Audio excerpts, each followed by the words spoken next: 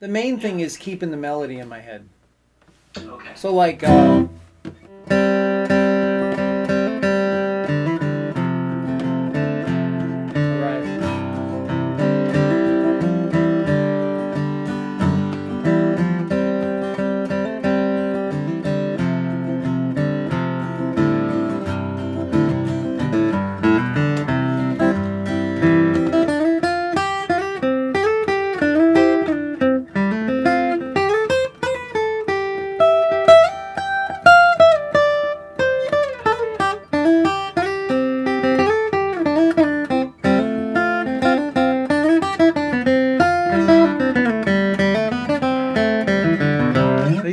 reference the melody. Then as I'm going up there, I see the melody. Then I go, oh, there's that little bit, you know, and then I'll go, oh, here's these nice notes up here. Let me play that. And oh, here's a way to get to the higher version of the melody, the octave up.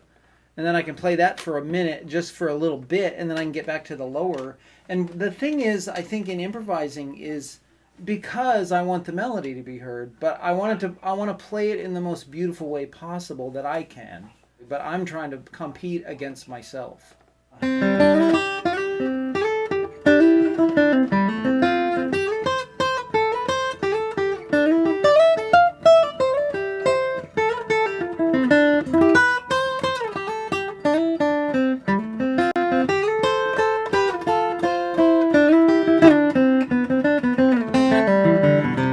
So there's the melody.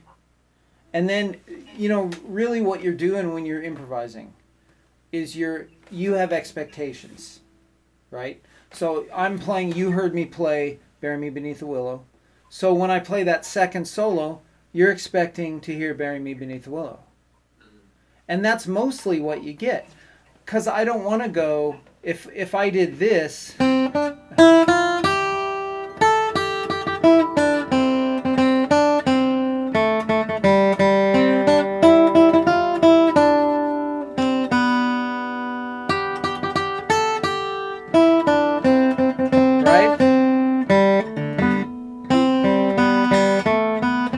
that, you would go, okay, it's getting boring. Like halfway through, you're going, okay, I saw you a little bit smile because you're like, okay, this is so simple.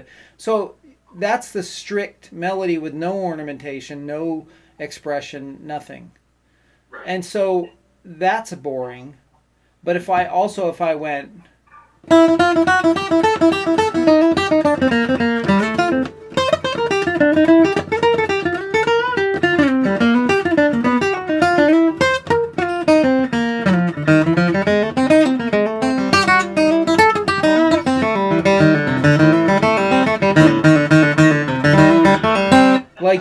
So that's funny, right?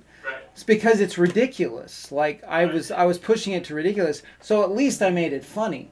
But it's not at all Bury Me Beneath the Willow. It's funny because I pushed it to stupid level. But so now in those two extremes, what you want to do when you're improvising is you find, okay, how can I play the melody? Now if I played the straight melody with expression and it was fairly straight, it would be...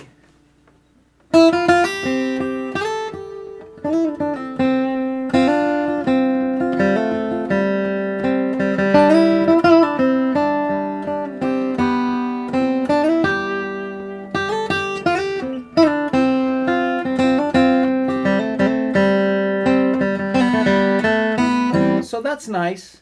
That's pretty. And that might work as an earlier version, like a kickoff or something. Right. And then if you play that simply later on and the people already have heard the melody 4 or 5 times through the singer and the soloist, you might want to, you know, like step it up a little and do what I did earlier, like...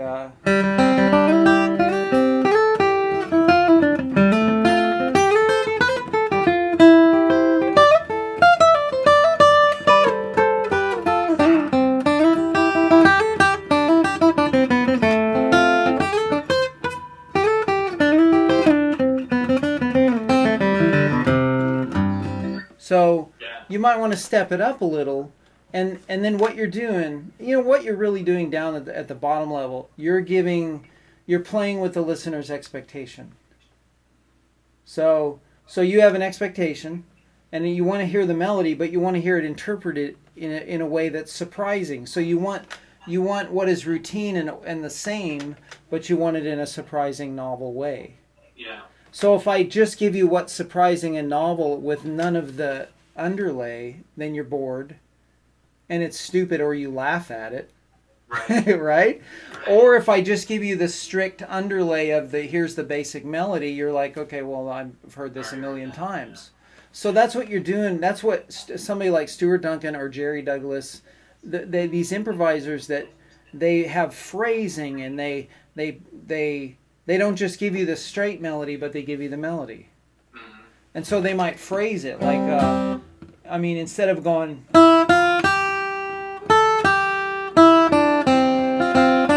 they might go,